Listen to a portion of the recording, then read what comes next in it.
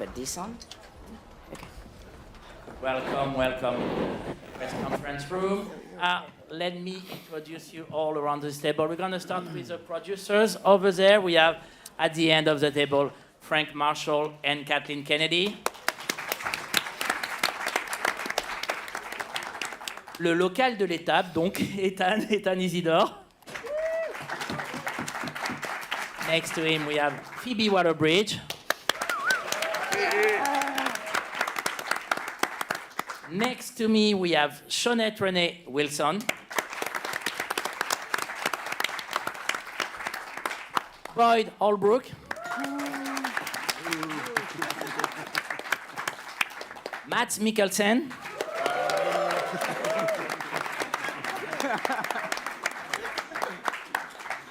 Harrison Ford.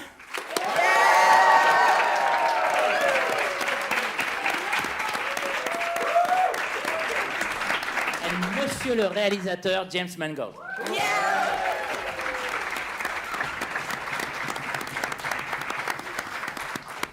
Okay, we're going to start talking about the movie in a minute, but Harrison, I want to ask you something, because it was very touching seeing you on stage yesterday, and you seem very, very moved. So I wonder, what was the feeling? What at this time, at this moment?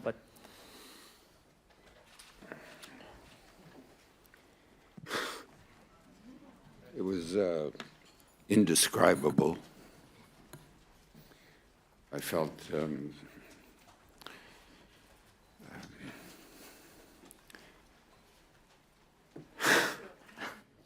I can't even tell you. I mean, it's just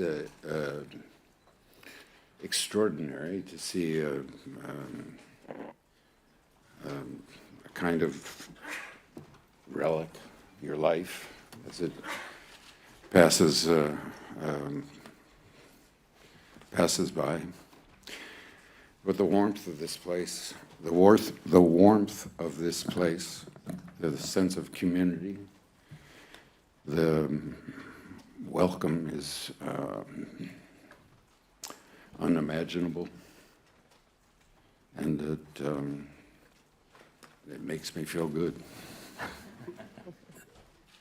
All right, let's start with the film. I mean, talk about difficult shoes to fit. I mean, this is after Steven, you have to find the right director. James doing a terrific job on this film. And the question is for you, the producer, Frank, Kathleen. How did you know that James was a right fit for Indy?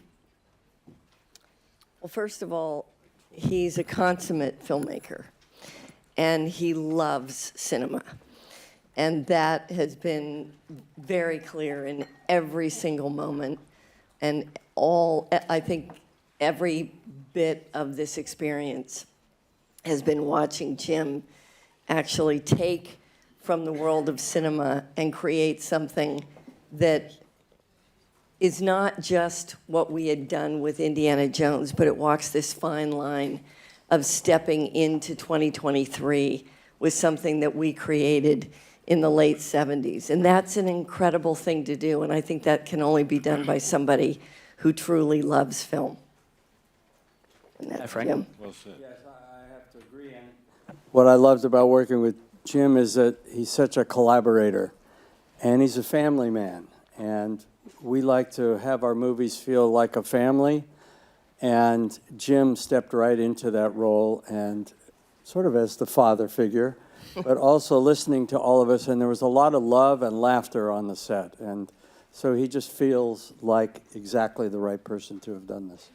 And James, was there any hesitation? Did you want to do it right away? I mean, There was hesitation because of, obviously, it's an awesome responsibility, and also you understand that there's so many expectations upon a film like this that you can only you'll only achieve some of them, because there's just so many expectations. Everyone has their own version, their own dear version of Indiana Jones, and there's no way you're ever going to please everyone. But you also have the other hesitation was that it was such a legendary crew of the greatest of film producing, acting, directing, coming to me, scoring, that joining in was trying to understand in the most honest way that I could make a movie that also felt like mine.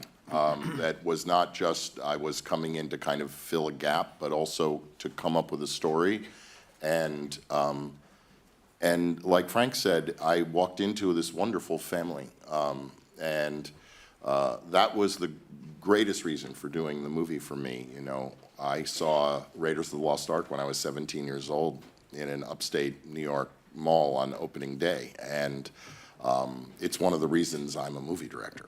And so to find myself 3 years ago facing Stephen and Kathy and Frank and Harrison and being invited to join them is kind of beyond any dream I ever had. On the most selfish level, just to collaborate with these people who are my heroes.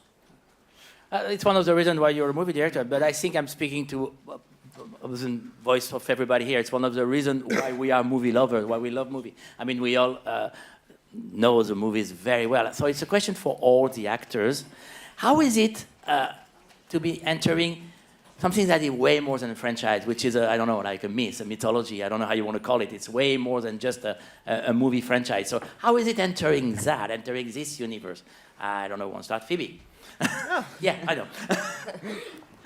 It's extraordinary because it's an adventure in of itself coming into something like this. And but the incredible thing is once you've got a wonderful script, the magnitude of what came before sort of can sit to the side for a moment because it's very nerve-wracking coming into something that is so adored, and there's something very heartening when you have an incredible team who care about the story and the characters so much that it's about creating a new journey while serving everything that people loved before about the movie. And the moment I'd spoken to Kathy and Jim about what they wanted to do and how profound they wanted this film to be, as well as how fun and adventurous, it just became a very exciting challenge. And it's only really now that I remember, again, what a huge franchise this is. And so that's all coming back up for me now. But yeah, it's really about being part of this gang, which is calming. Jeanette? I mean, this movie talks so much about time and how we deal with time and how we deal with the passing of time and where we are now, the present and the past. And I'm just so overjoyed to have made my imprint on our history and our time in our cinema. Indiana Jones was before my time, but it was still a crucial part of my upbringing and my introduction to American culture. I'm an immigrant. I was born in another country, came to the States when I was 2, and we watched Indiana Jones growing up. So yeah, I'm just overjoyed, truly. Ethan? Well, it's an amazing feeling to be able to be part of this amazing adventure. And I think like everyone else, I grew up watching these movies, and I'm really happy to be part of it. And I remember watching these movies every weekend with my parents, and now I'm in this movie franchise with Harrison Ford and Phoebe Waller-Bridge and Mads Mikkelsen and this amazing cast crew and James Mangold. Oh boy. Careful, this is contagious. Yeah, it's very contagious. It is that feeling. I feel like a kid being in this film. It's incredibly surreal to watch a movie as a child, and this is the movie that makes you love movies and want to watch more movies, and now somehow you're a part of this incredible team of people to make this film. And I knew that when Jim gave me a call, it would be an incredible journey. He is the most passionate person I've ever been able to work with. He said it was a small part. I said, okay, I'll read it in 5 or 10 pages in. Way before my character is even introduced, I said, okay, yeah, this is going to be Indiana Jones. I'm going to be in an Indiana Jones movie. It's incredible. It's an incredible feeling. À vous, Matt. Me? Yeah, okay, well, 30 years before I was born, the first film came out. I was 15. Got you? Did I get it? I was 15 when I watched it. I rented a movie box, 5 films, and I think that was the 3rd film we watched, and it blew us away. And we watched it again and again, me and my brother. And I think what these films, I mean, they're legendary for a reason. We all wanted to be, this is way before I wanted to be an actor, but I wanted to be Indiana Jones. I wanted to be him, right? And I think that impact was all over the world. We talked about it yesterday. It's like there are franchises that people kind of like, and some people watch them, some are very much watched, but this one everybody loves. Everyone loves this. And there's a reason for it, because there's a charm in the film, there's a charm in the character. This is a flawed man, he lies, he steals, we want to be like him. And he's charming, you know. Yeah, a lot of my colleagues, especially directors, they watched that film, and that's when they made their mind up. They wanted to be directors, and I'm super proud of being part of it. All right, we're going to start with questioning from the floor. Gentleman over there. Good afternoon, Peter Howell from the Toronto Star newspaper. Question for Harrison Ford. Harrison, great to see you back in the saddle. I know it was a long process getting a script you were happy with. Could you share with us some of your thoughts about what you wanted Indiana to do in this finale, and more importantly, what you didn't want to see him do in this finale?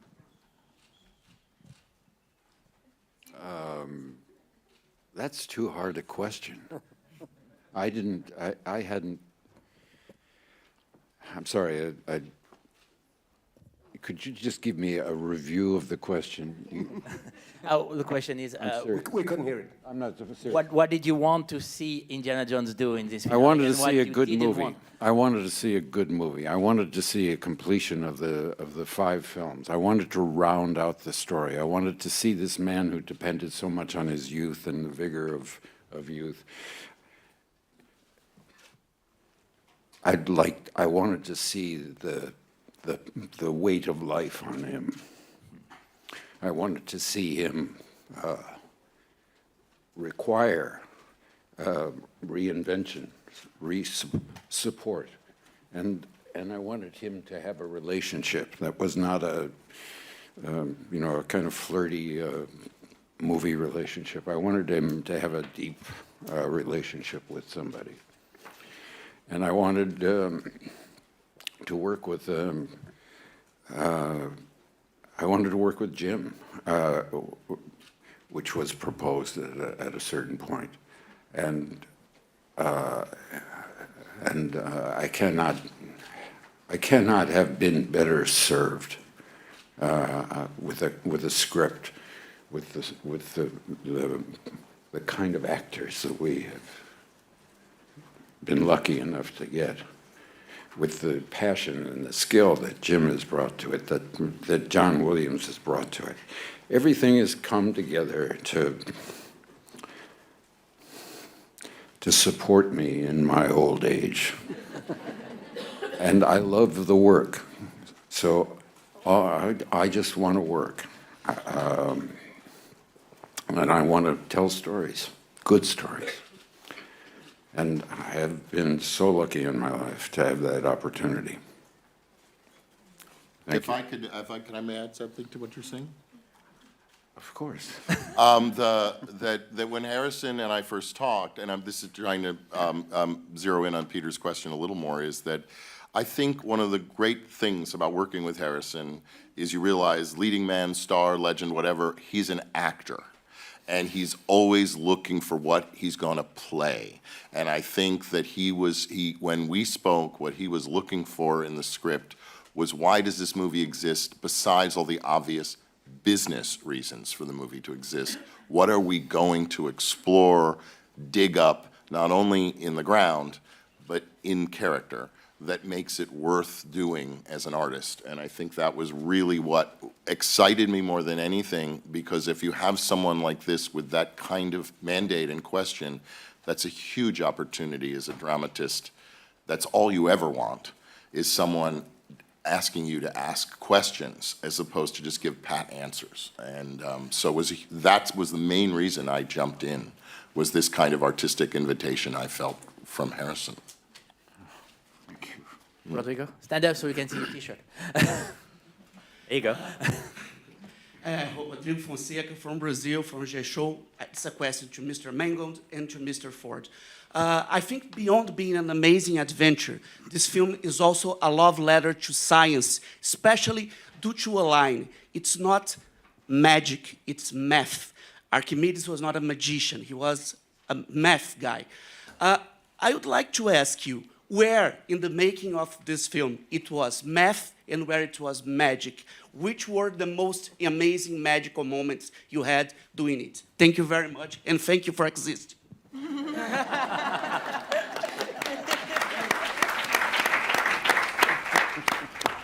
Thank you for that question. I think that you don't want to separate the myth and the magic. They belong in the same box. There's a little myth, there's a little magic, but there's all of what's planned, and then when it's peopled, excuse me, these people, it becomes real. It becomes real. So you want the support of all of those elements of the story. And it takes a little math, but they bring the magic because the story supports their characters, because the alliance between character and story is observed from the very beginning, and it's understood that the character supports the story, and the story supports the character. It's a knit. It's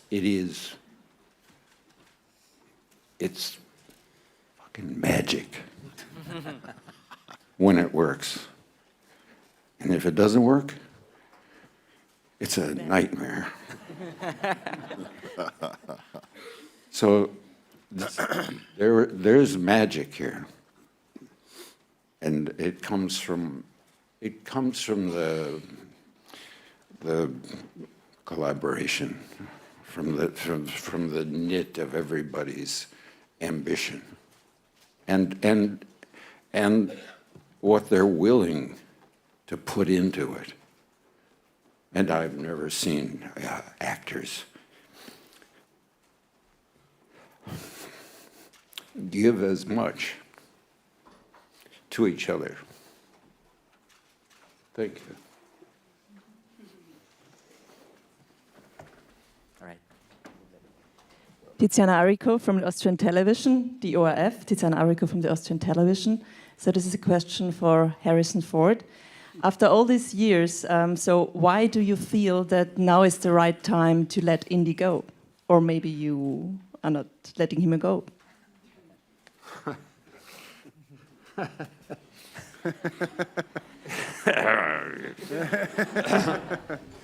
Is it not evident?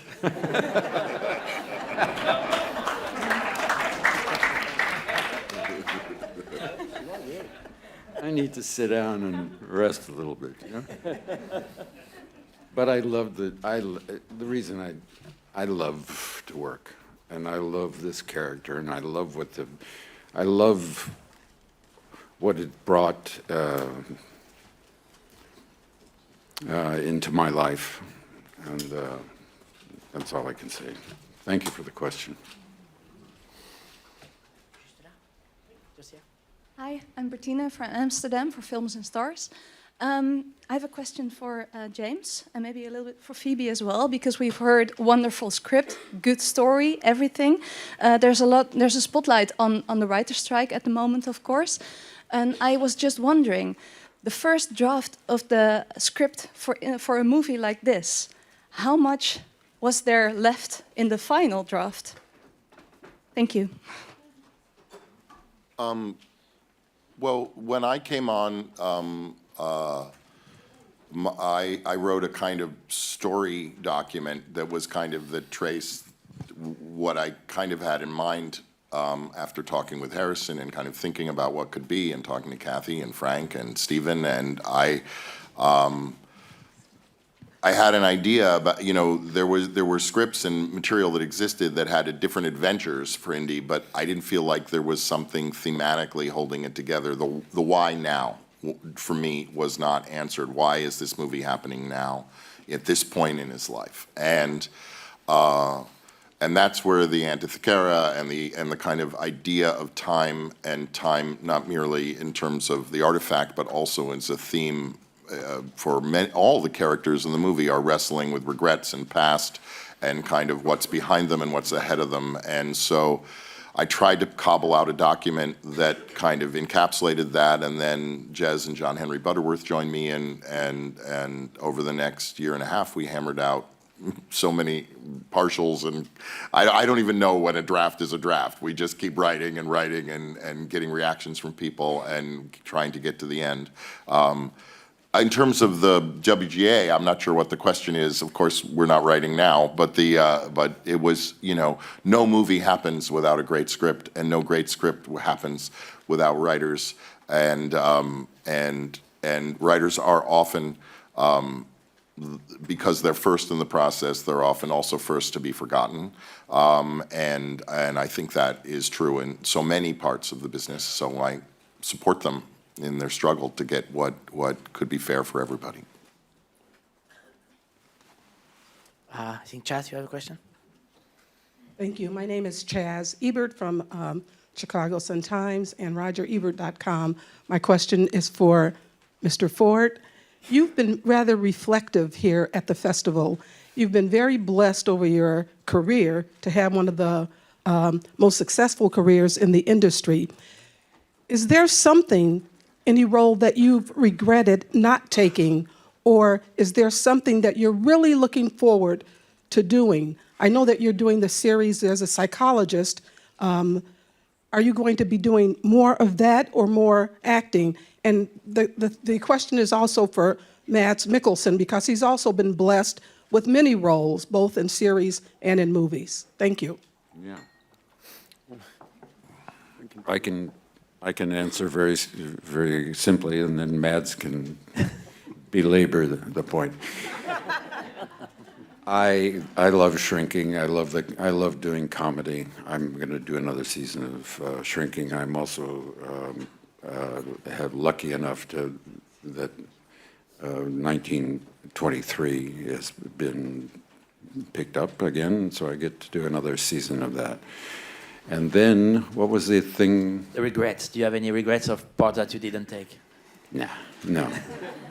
If it works, if it happens, it happens, and if it doesn't, there's a reason for it somewhere, Mads? I agree. And the regrets it's a tricky question, because obviously if there's certain things you turn down and it turned out to be a huge success, is that what you meant? And but I've never experienced that. I didn't get the offer in the beginning. So no, I don't think so. I mean, the things that have gone wrong or slightly wrong or well, they're all stepping stones towards something that will become your career eventually. I mean, without them, you wouldn't learn anything, In terms of what I'm going to do, I'm going to work with Brian Fuller. I did a TV show with him. He's going to do his first feature film as a director. It's called Dust Bunny. And can I add something else? It's like reflecting on a career that was this long, and it's just like the atmosphere is getting a little... Listen, the first time we had a night shoot on this film, right? We wrapped up at 5 in the morning. We were all completely wasted, wanted to go to bed. Harrison picks up his bicycle and goes riding for 50 kilometers, okay? So that was just like, come on, Harrison. He's like, so what are we supposed to do, So I think there's a couple more indies in there. All right, we have a question over there. Hi there, it's Vanessa Thorpe from The Guardian in London. It's a question for Phoebe Waller-Bridge. Did it feel like time travel at times, going on that set? And was that a big one of your biggest struggles with the part, or was it fighting, or perhaps speaking Doric Greek in a couple of lines? It certainly did feel like travelling back in time, particularly after we had gone back in time to the war in Syracuse. And that was the magic of this, is that there were so many places to visit, you know, physically and also in our imaginations and historically in this film, and that never happens in any film. And it was so committed to, and the worlds that we went into were so real. And when we were sort of on that beach at the end with these incredible soldiers throwing spears at each other, it was quite frightening and very realistic. And that was something very unique about this movie. I loved the fighting more than I can possibly describe. I loved the stunts and the action element. I was surprised at how freeing it can be as an actor to just throw yourself at something and to get out of your head sometimes and just jump off a tuk-tuk can be a very useful exercise for an actor. So there are many things that I enjoyed about that. I can't remember if there was something else you asked me. Oh, yes. Yeah, that was really hard. That was very, very hard. I don't really have anything more to say about that, actually, than it was just incredibly hard. We have a question over there. Yeah. Yes, hi, my name is Marcus. I'm from One Press TV from Sweden. I want to ask James Mangold a question. I want to pick up before you were talking about that everybody has their own version of the movie. So with that said, you were coming into a project, there have been some couple of movies before. So did you feel an extra sense of responsibility? And did you talk anything to Steven Spielberg before? Well, the last part is easy to answer, yes. Before, during, and at all stages I talked to Steven. The first part was, did I feel responsibility? Well, you make a movie, you feel a lot of responsibility. You take on a film like this, you're aware of this added level of expectation, that there's so much, that because this is a property that is so dear to so many people, there's a massive amount of emotional attachment and expectation, and none of the the Venn diagram of all the expectations are not on top of each other. There's choices to be made. You can't make them all happen. The only thing I know about making movies, having done it all my life, is that not unlike being on a sports team, if you won a championship last year, you can't get on the field the next year thinking about what you did last year. You have to be on the field with your team and moving the ball toward the goal in that game. And so you have to be meta-aware, obviously, of the franchise, but in the end, you have to make the damn movie, and you have to live inside this picture, and you make your decisions based on what actually the movie starts to tell you. You cast all these wonderful people, you have a script, the movie starts to speak to you every day. You arrive on the set, it tells you what it needs. The actors tell you what they need, but the scenes tell the actors what to do. It's the most wonderful thing making a film, is that at a certain point the film is our boss, and it's really clear what it wants and where it wants to go, and you try and steer it. Just like a game. The game has a direction, and it starts to go in it. You're either going to go with that or you're going to fight it. And if that answers at all your question. It should. It should. It's a pretty good answer. Over there. Hello. Hi, Helen Barlow, Mr. Ford from Australia, from The Australian. I'm over here. Hi. Hi. Hi. Hi, how are you? Delight. Thank you. Look, Thank you. I think you're still very hot. And we were stunned to see you take your shirt off in the second scene. I mean, it's just, and you've still got it. I mean, how do you keep fit? And you really, and can you ride a horse? Can you ride a horse? What was the last part? Can you ride a horse? Which you did, right there on screen. Yeah. Let me tell you, yeah, I can ride a horse. If they let me. Thank you I didn't mean to be cruel. No. I forgot everything up to ride a horse. Well, she also asked how you stay in shape, but Mads kind of answered that with his Olympian story. So, Yeah, which is bullshit. Were you lying? But very kind. So you just brought the bike for fun? There's a partial truth there, but look, I have been I've been blessed with this body.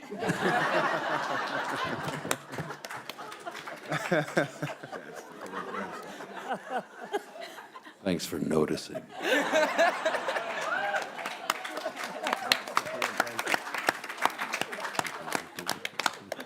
A tough one to follow. Jason? How do I follow that up? Film at 11. Hi, it's Jason Gorba from ThatShelf.com in Canada. This is a film that has Destinee in the title. Mr. Ford, originally you were not meant to be this character. Someone else was cast, and you replaced them hypothetically. And here you are, all these years later, in one of your most indelible, immortal performances.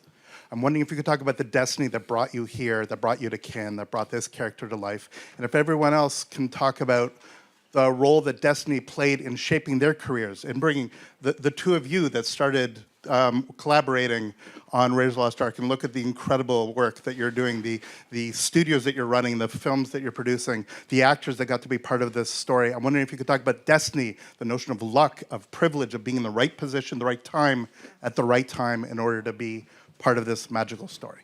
Wow. Starting with Mr. Ford.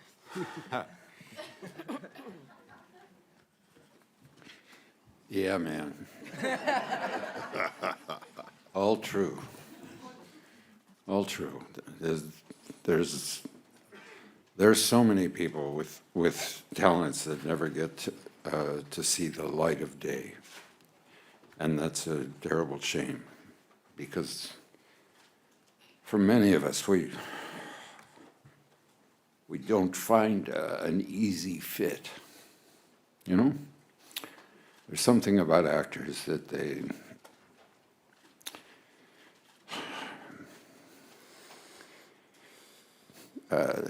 can be very unhappy if they can't work.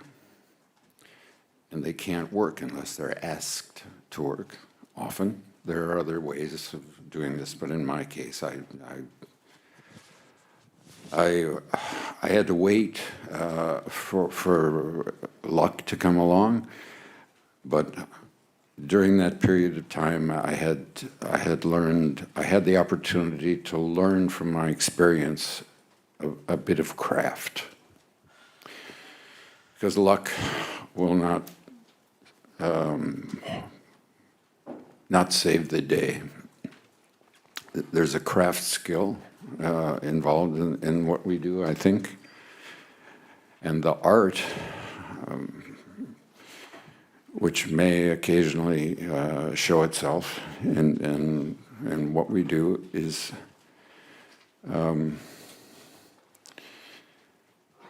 a spirit that we all seek, but we know what we're doing is that the satisfaction comes from the work that we do, from the pain that we feel when we disappoint, from the joy that we feel when we're adequate, successful. And so you are in the process of recreating your life, or in your imagination at least, through the progress of your personal history. Yeah? My luck has been to work with incredibly talented people, to find my way into this crowd of geniuses. and not get my ass kicked out when I didn't do as well as I wanted to. But I was allowed to continue, and I'm apparently still got a chance to work, and I want that. I want that in my life. I need that challenge. Yeah. Thank you. Anybody else want to talk about Destinee? Okay. Oui, bonjour Laurent Ganassia pour Ganassia, cnews.fr. cnews.fr. I wanted to put a question to Harrison Ford and maybe to James Mangold too. The film highlights a special notion. People have talked about it a lot, the notion of time, which is in the title, the time travel in the film, and the opening scene, which is quite extraordinary. The first few minutes, you see Indiana Jones get younger by several decades. It's magic. I'd like to ask what your impression is when you saw yourself on a big screen, but much, much younger. And even from a technological stance or a legal stance, is it possible for the producers, for the directors, to continue to get us to dream in the years to come with your beautiful body? Why not? The character of Indiana Jones may continue to exist in certain sequences in some forthcoming films. Did you think about that one? Sorry, my Spanish is so poor. Question is for you, Harrison. The de-aging scene at the beginning. First question is, what was the feeling when you saw yourself as a young man in the first sequence of the film? And the second part of the question is, does that open possibilities of seeing the young Indiana Jones in other movies afterwards? No. You got the answer from the right person. But look, the technology has evolved, or this iteration of that technology has evolved to the point where it, to me, seems very realistic. And I know that is my face. It's not a kind of Photoshop magic. That's what I looked like 35 years ago, because Lucasfilm has every frame of film that we've made together over all of these years, and this process, this scientific mining of this library, was put to good. It's just a trick unless it's supported by story, and it sticks out like a sore thumb if it's not honest and it's not real. Not real. I'm not talking about visually. I mean emotionally real, and so I think it was used very skillfully and assiduously. So I'm very happy with it, but I don't look back and say I wish I was that guy again, because I don't. I'm happy to be. I'm real happy with age. I love being older. It was great to be young, but shit fire, I could be dead. And I'm still working. So, go figure. Thanks. Okay, we got a question right here. Hello, my question is from Georgia. Can you share us very first moment when maybe Mr. James called you and told that, yes, here we go, we are started. How was the first feeling in this first moment? And I'm curious, where is your hat? You have at your home, or it's on some museum, or where is it? Thank you. I think it's at Sotheby's. We'll earn a lot of money for charity, I hope. No, I do have a hat, but I'm not so nostalgic about that. The experience of making these films is what lives with me, and that I treasure. the stuff is great, but it's not about the stuff. It's about the experience. And what was the other part of the question? First moment you heard about the first phone call. Yeah, well, I